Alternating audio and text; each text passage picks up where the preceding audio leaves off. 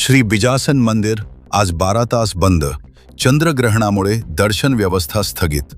मध्य प्रदेश, महाराष्ट्र व गुजरात राज्यातील हजारो कुटुंबांची कुलस्वामिनी असलेल्या श्री बिजासन देवी मंदिरात आज मंगळवारी 3 मार्च रोजी चंद्रग्रहणाच्या पार्श्वभूमीवर तब्बल 12 तासांसाठी दर्शन व्यवस्था बंद ठेवण्यात आली आहे. सकाळी 6:30 ते सायंकाळी 6:45 या कालावधीत मंदिराचे दरवाजे भाविकांसाठी बंद राहतील, अशी माहिती मंदिर संस्थांतर्फे देण्यात आली आहे. मुंबई-आग्रा राष्ट्रीय महामार्गावर महाराष्ट्र मध्य प्रदेश सीमेवर वसलेले हे मंदिर श्रद्धास्थान म्हणून ओळखले जाते. दररोज हजारो भाविक देवीच्या दर्शनासाठी येथे येत असतात.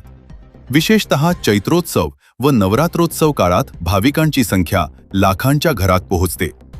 राज्यांच्या सीमेवरील हे महत्त्वाचे देवस्थान असल्याने तिन्ही राज्यातील भाविकांची येथे सातत्याने वर्दळ असते. चंद्रग्रहणाच्या वेळी धार्मिक परंपरेनुसार मंदिरातील नियमित पूजा अर्चा व दर्शन व्यवस्था काही काळासाठी स्थगित ठेवण्याची प्रथा आहे.